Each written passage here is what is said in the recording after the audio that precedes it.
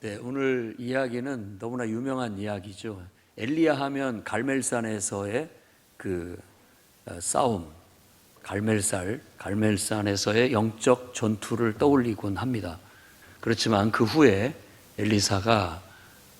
엘리야가 이제 광야로 도망하다가 로댓나무 아래에서 지쳐 쓰러져 있고, 또 하나님의 산 호렙에 가서 그 동굴 속에서 하나님의 임재를 경험한 이야기도 유명합니다.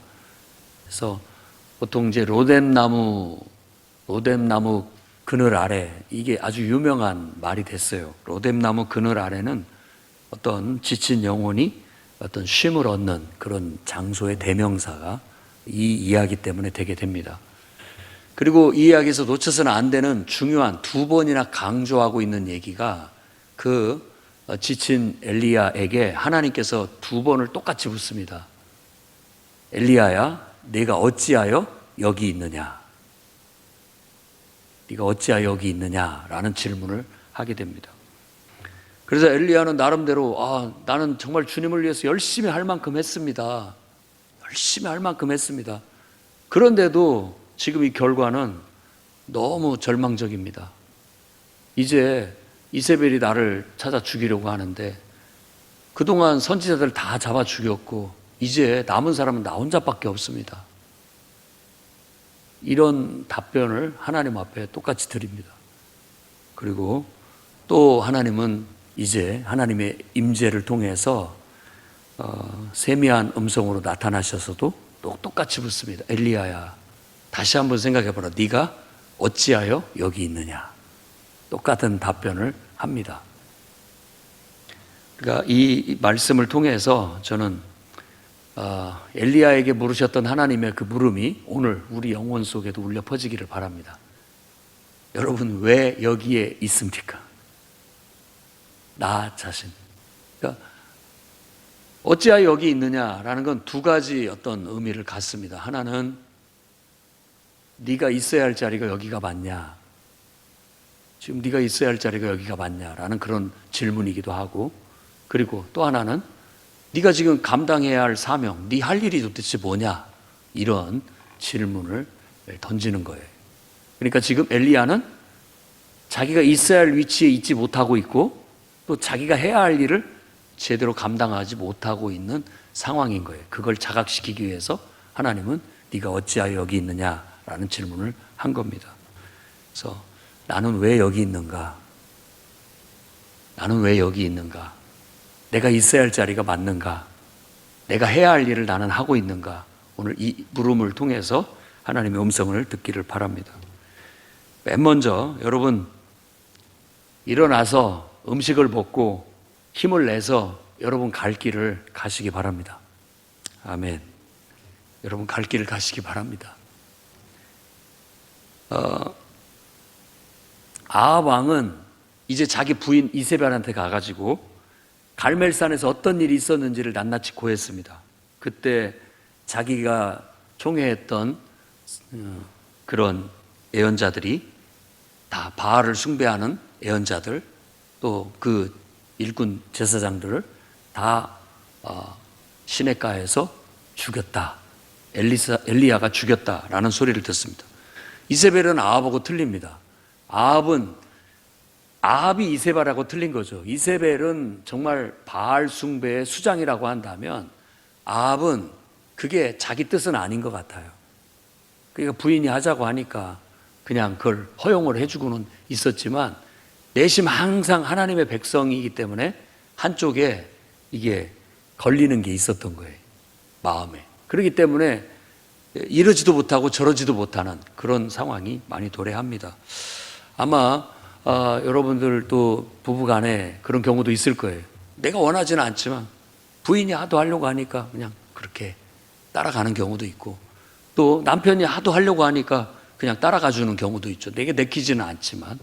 근데 이런 문제가 신앙적인 문제에 걸렸을 때는 우리가 신중해야 할 필요가 있다고 생각됩니다. 신중해야 됩니다.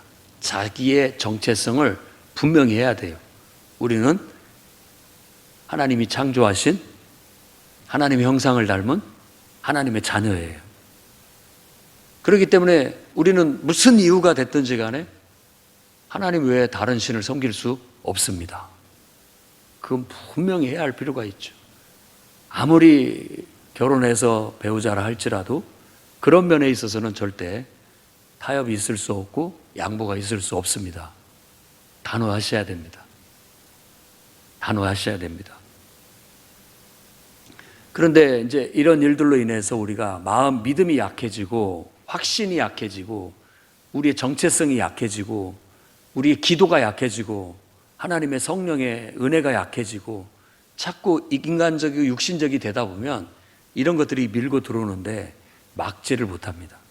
영적 싸움이라는 게 그런 거예요. 굉장히 영적 싸움은 섬세합니다. 그래서 내가 조금 틈을 보이거나 내가 조금 어떻게 보면 약해지면 금세 밀고 들어옵니다. 이 영향이 그렇게 미쳐져요. 이게 꼭 이렇게 똑같은 공간 안에 두 가지 물질이 있는데 하나의 물질이 많아지면 한쪽 물질이 더 적어지게 되고 또 이쪽이 많아지면 하나가 더 적어지는 거와 똑같은 거예요. 내가 하나님의 은혜가 약해지고 또 믿음이 약해지면 자연스럽게 사탄의 영향력은 커지고 또 육신의 영향력은 커져요. 그건 이렇게 밀고 밀리는 싸움 같아요. 그렇기 때문에 우리가 정신을 똑바로 차리고 이 영적 질서를 유지해 나가야 됩니다. 그러려면 여러분 힘이 필요합니다. 믿음의 힘. 오늘 믿음의 힘을 얻어 가시기 바랍니다. 말씀에 대한 확신, 이게 필요해요. 그리고 하나님의 은혜로 충만하셔야 됩니다. 여러분 하나님 은혜로 오늘 충만해서 다 그런 어둠의 세력들을, 악한 마귀의 역사들을 밀어낼 수 있는 여러분이 되시기를 주의 이름으로 축원합니다. 아멘. 아멘. 아멘 할 때 여러분에게 큰 역사가 있게 될 줄로 믿습니다. 이세벨은 굉장히 그걸로 인해서 분노하게 됐고 우리 선지자를 죽인 이 엘리야를 내가 잡아 죽여야 되겠다 하고 군대를 보내 엘리야를 찾게 됩니다. 엘리야는 그 소식을 듣고 황급하게 도망을 치기 시작합니다. 부엘세바로 갔다고 얘기를 합니다. 약속의 우물. 그러니까 이 이스라엘 백성들, 그러니까 아브라함의 후손들과 아주 굉장히 의미 있는 장소였죠. 부엘세바. 유다의 남쪽에 도망을 갔습니다. 거기서는 이제 사환도 떨어뜨려 놓고 광야길로 홀로 광야길을 갑니다. 유대 광야는 성지순례를 가보면 더 확실하겠지만 유대 광야는 유명한 광야입니다.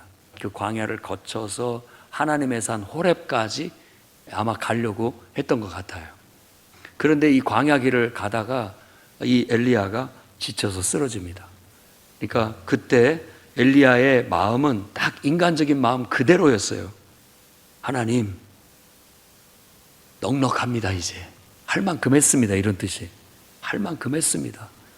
죽어도 좋습니다. 이제 죽여주십시오. 여기까지인 것 같습니다. 제가 해야 할 일은. 그런 마음으로 하나님 앞에 하소연을 하고 쓰러지는 거예요. 그래도 사막이지만 로뎀나무라는 나무는 1m나 2m 정도 높이에 우리로 본다면 이게 소나무같이 별로 이렇게 그늘을 많이 만들지 못하는 그런 잎사귀를 가지고 있어요. 그렇다고 사막의 뜨거운 햇빛 아래서는 그런 거친 잎사귀라도 그래도 그늘을 좀 만들어주기 때문에 그나마도 좀 쉼을 얻을 수 있는 곳이 로뎀나무입니다. 로뎀나무에 누워서 지쳐서 아마 쓰러져 잠이 들었던 것 같습니다. 그때 하나님은 천사를 보내서 깨웁니다. 그리고 야, 이 음식을 먹고 힘을 내라. 너 지금 갈 길을 가야 되는 거 아니냐. 이러다가 너 여기서 지쳐 쓰러지겠다. 이런 위로의 말씀을 주는 거예요. 여러분들도 오늘 이 예배가 영의 양식이 돼서 이 음식을 먹고 힘을 얻을 수 있기를 바랍니다. 사람이 지치고 쓰러지고 낙심될 때 아무리 좋은 조언 해줘도 그게 큰 도움이 되지 않습니다. 그저 밥 한 끼 먹고 그냥 힘내라고 하는 게 제일 좋은 게 아닌가 싶어요. 예수님께서도 부활하신 후에 갈릴리에 낙심한 베드로, 야, 고기나 잡으러 가자 했거든요. 그때 예수님이 부활하셔서 나타나셔가지고 그 해변가에서 고기를 구웠어요. 그리고 이제 해안으로 돌아온 제자들을 보면서, 야, 와서 밥 먹자. 오늘날도 마찬가지입니다. 우리들이 밥 먹자, 한번 밥 먹자. 이것은 굉장한 격려의 의미가 있어요. 회식이라는 것도 굉장히 격려의 의미를 담고 있는 겁니다. 근데 회식 자리가 격려의 자리가 아니라 책망의 자리가 된다면 그건 진정한 회식이 아니죠. 왜냐하면 이젠 다 훌훌 털어버리고 이해관계 뭐 이런 거 다 잊어버리고, 야, 다시 밥 먹고 그냥 기분 좋게 밥 먹고 힘내서 앞으로 또 앞을 향해서 달려가야 할 거 아니냐, 그런 의미가 담긴 거예요. 그러니까 하나님은 지친 영혼들에게 늘 힘을 주시는 분임을 믿으시기 바랍니다. 우리가 드리는 예배는 지친 영혼들, 세상살이에, 우리가 세상 속에서 지친 우리 영혼들이 와서 로뎀나무 그늘 아래처럼 힘을 얻는 그런 것입니다. 그러니까 예배가 여러분한테 적절하게 필요합니다. 살면서. 오늘 이 예배가 여러분들에게 그런 힘을 얻을 수 있는 그런 시간이 될 수 있기를 바랍니다. 아니, 모든 예배가 나와서 찬송 부르고 소리내어 기도하고 또 말씀 듣고 이러면서 힘을 얻는 그런 충전되는 시간이 되어야 되겠어요. 그게 예배가 성공했다는 뜻입니다. 근데 예배를 드리는데 피곤하기만 하고 짜증스럽기만 하고 오히려 그것이 우리에게 위로가 되지 못한다면 뭔 문제가 있는 거예요. 예배가 실패하면 우리 영혼은 죽고 맙니다. 그러니까 이 로뎀나무에서 하나님께서 음식을 제공해 주지 않았다면 그는 하나님의 산 호레까지 가지 못하고 광야에서 죽고 말았을 거예요. 우리의 인생을 보통 광야라고 하는데 정말 저 하나님 앞에 돌아갈 때까지 천국의 여정을 가지고 걸어가는 우리들인데 인생살이가 그렇게 넉넉하고 쉽지 않습니다. 늘 지치고 힘들게 우리를 만들어요. 원수라고 해서 딱히 나쁜 사람을 원수라고 하지 않습니다. 인생을 살다 보면 다 우리를 힘들게 하는 존재가 있어요. 여러분이 가까이 함께하고 가는 사람들, 그런 사람들이 딱히 왼수 같은 사람들은 나쁜 사람들은 아닌데 내가 살아가는데 나한테 도움도 주기도 하지만 나를 힘들게 하는 경우가 많이 있습니다. 아마 사랑하는 여러분의 배우자가 그럴지도 모르겠습니다. 늘 도움을 주지만 어쩔 때는 나한테는 왼수 같은 존재예요. 힘들게 만들죠. 그렇죠? 여러분들의 자녀나 또 부모, 가족들이 또 그럴 수 있죠. 자식이 왼수라는 말이 그냥 괜히 나왔겠습니까? 근데 나쁜 의미가 아니에요. 근데 너무 사랑스럽고 내게는 정말 귀한 존재들이지만 어쩔 때는 나를 힘들게 해요. 힘들게 해요. 그러니까 지치죠. 지칠 때도 있고 힘들 때도 있죠. 또 우리가 신앙생활 하는 것도 너무 좋고 교회도 좋고 또 형제 자매들도 좋고 서로 만남도 좋고 다 좋지만 어쩔 때는 우리를 또 힘들게 하는 요소들이 그 속에 있을 수가 있습니다. 갈등도 있고 또 어떤 마음에 들지 않은 분들도 있고 마음이 또 상처받는 경우들도 있고 그렇습니다. 자, 지치고 힘들 때 그 문제의 원흉을 찾아서 그것을 내가 싸워갖고 이겨먹어야 되겠다. 한번 해보세요. 그렇게 해서 이겨지는지 그게. 이건 영적 싸움입니다. 우리의 싸움은 혈과 육이 아니에요. 눈에 보이는 사람이 아니에요. 그거 아닙니다. 정말 그럴 때는 우리 영혼이 내가 지금 지쳐 있구나.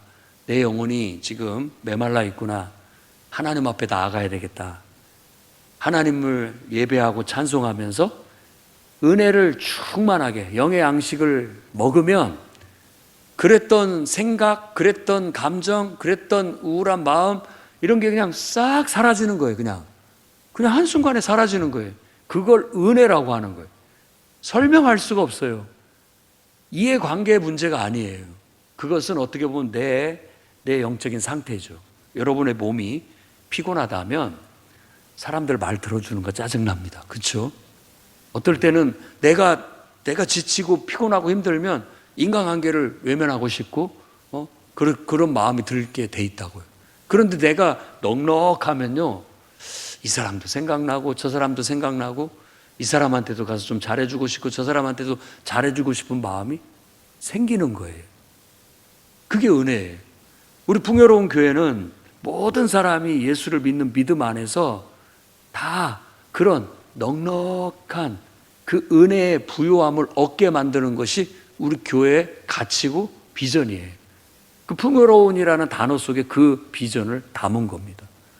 모든 영혼이 예수를 믿고 하나님의 은혜를 받아서 영혼이 풍요로워지면 세상에 더 바랄 것이 없는 그 넉넉함과 부유함을 가지고 인생을 살아갈 때 좀 더 밝게 살아갈 수 있고 더 활기차게 살아갈 수 있고 사람을 대할 때도 더 넉넉하게 대할 수 있고 더 호의적으로 대할 수 있고 사실 그런 사람에게 천국은 펼쳐지는 거예요. 상황은 똑같다 할지라도 느끼는 바가 달라지니까요. 그래서 우리는 그걸 풍요로운 삶 혹은 그게 바로 구원의 삶이라고 말을 하고 있는 거예요. 우리 비전이 바로 그겁니다. 이 풍요로운 교회에 와서 신앙생활을 하면서 그 가치를 함께 추구해 나갈 수 있기를 바랍니다. 이곳에서 그런 어떤 영적인 은혜의 충만함과 그런 어떤 넘치는 은혜를 경험하지 못한다면 여러분 다른 데 가서 찾으시면 됩니다.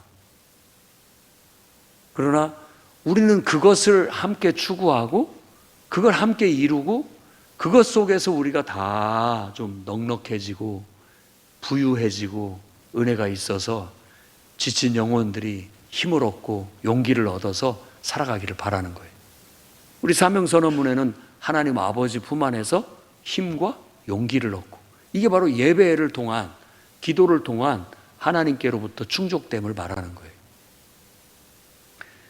하나님이 우리에게 그런 은혜를 간간히 공급해 주시지 않는다면 우리는 아마 진작 지쳐 쓰러지고 말 겁니다. 하나님은 오늘 또 여러분을 찾아오셔서 여러분에게 말씀합니다. 일어나라, 먹고 힘내라. 아멘입니까? 하나님이 여러분에게 말한다고. 재현아, 자, 내 은혜를 먹고 힘을 내라. 그게 여러분에게 똑같이 여러분의 이름을 부르고 하나님께서 힘을 내라고 말씀하시는 것이 듣기를 바랍니다. 저도 어떤 일이 있었을 때 많은 사람들이 전화를 해서 다른 말보다도 제일 용기가 되는 건 힘내십시오 목사님. 그거 한마디면 족하죠. 뭐 다른 거 뭐 변명하고 다른 거 뭐 어떤 뭔 별의별 소리 다 해봐도 귓전에도 안 들리는 것 같고요. 그 상황에서는. 그런데 마음을 담아서 아무튼 목사님 힘내십시오. 그 얼마나 위로가 되는지 몰라요. 여러분들도 힘내십시오. 하나님이 여러분과 함께 하십니다. 저는 늘 기도할 때마다 그렇게 하나님이 제게 하시는 말씀을 들을 때마다 용기를 얻습니다. 재현아, 나는 너를 사랑한다. 너보다도 내가 너를 더 사랑한다. 그 말을 내 마음속에 울림으로 들어왔을 때 괜히 기분이 좋아지고 내 마음의 경직이 좀 풀리고 내 마음에 은혜가 있고 기쁨이 이렇게 있다라는 걸 느낍니다. 그래요. 그 느낌, 그 은혜를 갖고 살았으면 좋겠어요. 늘 세상의 소리 또 뭐 인간적인 소리들 우리 영혼을 뒤흔드는 그런 많은 말들이 있지만 그런 모든 말들이 재현아 내가 너를 사랑한다 라는 하나님의 그 음성 속에 다 묻혔으면 좋겠어요. 사랑은 허다한 죄를 덮느니라. 예, 그 사랑은 제가 볼 때 하나님의 사랑이라고 생각합니다. 여러분이 정말 지친 영혼들이 하나님의 은혜의 자리에 나와서 새 힘을 얻어서 아직 우리가 가야 할 길이 남아 있습니다. 주님이 또 하신 말씀은 야 아직 갈 길이 남았는데 여기서 쓰러지면 되겠느냐. 오늘 똑같이 우리에게 말씀하시는 거예요. 아직 네 인생 끝나지 않았어. 아직 갈 길이 남았어. 그러니까 힘을 내야 돼. 이러다가도 쓰러지면 안 된다. 내가 너를 이 땅에 보낸 목적, 내가 너를 이 땅에 내가 너를 세운 목적, 그건 마무리해야 될 거 아니냐. 네 인생 여기서 끝낼 수는 없지 않느냐. 다시 힘을 내서 너에게 내가 바라는, 내가 너에게 준 그 사명, 그건 끝까지 완수해내야 될 거 아니냐. 그러니까 힘을 내라. 라고 했던 겁니다. 사실 아무리 맛있는 음식을 갖다 줘도 우리가 의지가 없으면 먹히지 않습니다. 그런데 그걸 먹을 수 있게 만드는 동기는 어쩌면 우리의 사명감이 아닌가 생각합니다. 그래, 할 일이 아직 남았으니까. 아직 내가 자식들을 위해서 해야 할 일이 남았으니까 어떻게든지 내가 살아야 돼.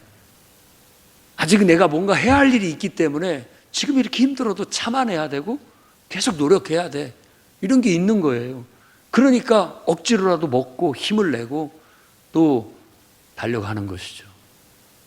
그런 하나님의 음성이 여러분에게 있어서 위로가 됐으면 좋겠고 소망이 됐으면 좋겠습니다. 정말 지치고 힘들 때 끌리듯 주의 전을 찾으시기 바랍니다. 이곳에 와서 그래, 큰 위로는 안 될지 몰라도 정말 하나님의 음성을 듣고 하나님을 예배하고 찬송 부르면서 소리내어 기도하면서 여러분들의 영혼이 다시 영의 양식을 얻고 힘을 얻고 용기를 얻었으면 좋겠습니다. 시편의 42편 5절에도 내 영혼아 네가 어찌하여 낙심하며 어찌하여 내 속에서 불안해하는가. 너는 하나님께 소망을 두라. 그가 나타나 도우심으로 말미암아 내가 여전히 찬송하리로다. 아멘. 여러분 스스로한테 얘기하십시오. 너 왜 낙심하고 왜 불안해하느냐? 응? 왜 내 안에서 불안해하느냐? 하나님께 소망을 둬라. 하나님께 소망을 둬라. 하나님께 소망을 둬라. 그분이 나타나서 너를 도우실 것이다. 천사를 보내서 너희를 도우실 것이다. 여러분의 인생에 오늘 이 예배를 통하여 나아가는 인생길에 하나님이 보이지 않는 천사를 보내서 여러분들을 도우시기를 축복합니다. 아멘. 여러분들이 자녀를 돌보고 직장생활을 하고 사업을 하고 또 여러분 남은 인생을 나름대로 하나님의 뜻대로 살아가는 데 있어서 필요할 때마다 천사가 나타나서 여러분을 돕는 기적과 축복이 있기를 축원합니다. 아멘. 자, 두 번째로는 여러분 자신의 사명을 재확인하고 끝까지 사명을 향해 달려갈 수 있기를 바랍니다. 네, 오늘 9절과 13절에 얘기합니다. 네가 어찌하여 여기 있느냐. 주님, 제가 정말 열심히 할 만큼 했습니다. 엘리야의 답변이 어때요? 여러분들은 너 지금 뭐 하고 있느냐? 그렇게 물어봤을 때 주님, 정말 있는 힘을 다해 할 만큼 했습니다. 그렇게 답변할 수 있을까요? 어떤 사람이 그런 말을 했다고 하죠. 눈물 나게 살아라. 근데 정말로 열심히 살면요, 눈물이 납니다. 정말 할 만큼 했다고 생각하는데 어떤 일이 안 됐다 할지라도 그때 정말로 진심에서 우러나온 눈물이 나요. 내가 한눈 팔지 않았고 대충 하지 않았고 진짜 있는 힘을 다해서 해왔다고 한다면 정말 눈물 나게 돼 있다라는 거예요. 여러분 인생을 살 때 그런 태도로 살아가시기 바랍니다. 네, 후회는 없애야죠. 눈물은 나도 내가 정말 할 만큼 했다. 나 정말로 열심히 했다. 이런 말은 할 수 있어야 되지 않을까요? 엘리야는 그런 사람이었습니다. 할 만큼 했습니다. 그런데 지금 이 상황을 보십시오. 이제는 다 끝났습니다. 나 하나 남았어요. 나 하나. 어떻게 해야 됩니까? 그래서 지금 제가 이렇게 지금 방황하고 있다. 흔들리고 있다. 라고 그렇게 얘기를 하는 겁니다. 지금 엘리야는 사실 있어야 할 자리가 이렇게 도망치는 자리가 아닌 거예요. 제가 봤을 때 정말로 그가 그 순간에도 정신을 똑바로 차렸다면 이세벨이 와서 자기를 죽이려고 할 때도 죽이려면 죽여라 하고 순교의 길을 택해야 됐다고 생각해요. 떳떳하고 당당하게. 어떻게 하나님의 종으로서 자기 목숨 하나 구명하기 위해서 이렇게 도망치는 모습이 썩 그렇게 좋아 보이지는 않습니다. 근데 아마 저와 여러분들이 그럴 수 있을까? 인간적인 어떤 우리들의 인간의 욕망은 생존의 본능이 있기 때문에 그런 당황스러운 상황 속에서 얼른 목숨을 구명하기 위해서 피해서 도망가는 게 우리의 본성인 거죠. 근데 주의 일을 하고 주님을 섬기다 보면 늘 주님을 따르겠다고 하면서도 어떤 순간에는 당황해서 하나님을 찾지도 못하고 기도하지도 못하고 그냥 내 본능을 따라서 행동하고 있을 때가 있어요. 너무 급박하고 당황스러운 나머지.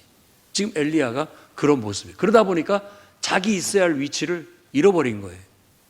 자기가 지금 누군지를 잃어버린 거예요. 자기가 해야 할 일을 지금 망각해버린 거예요. 그걸 우리가 방황이라고 합니다.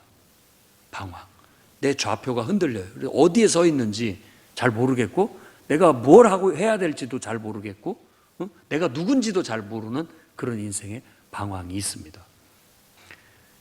그럴 때가 어떻게 보면 우리에겐 저주스러울지 모르지만 오늘 말씀을 봐서도 그렇고 인생의 진리를 통해서 깨닫는 것은 뭐냐면 그때가 바로 하나님을 만날 때예요. 우리 인생이 흔들릴 때, 우리 인생이 방황할 때, 내가 누군지 잘 모를 때, 내가 지금 뭘 해야 될지 잘 모를 때, 내가 왜 이렇게 살고 있는지 정말 혼란스러울 때, 그때가 바로 나를 창조하신 그 창조주 하나님을 1대1로 고독한 가운데 대면할 수 있는 때예요. 그래서 그 이야기를 우리에게 들려주고 있는 거예요. 하나님의 산 호렙에 갔을 때 막 폭풍이 치듯 바람이 몰아쳤어요. 그런데도 하나님의 임재가 거기 없습니다. 막 지진이 일어나고 막 불이 솟아오르는데 그곳에도 하나님의 임재가 없어요. 그런데 세미한 소리가 들려오는데 하나님의 임재가 얼마나 강력하게 밀려오는지 눈을 뜨고 볼 수가 없었어요. 얼굴을 가렸어요. 그게 이제 하나님의 임재인데 정말 우리가 세상 꿈과 야망을 쫓아서 바쁘게 인생을 살다 보면요, 하나님의 음성 못 듣습니다. 하나님을 망각하고 살거나 하나님을 대면하지 못하고 하나님의 임재를 경험하지 못합니다.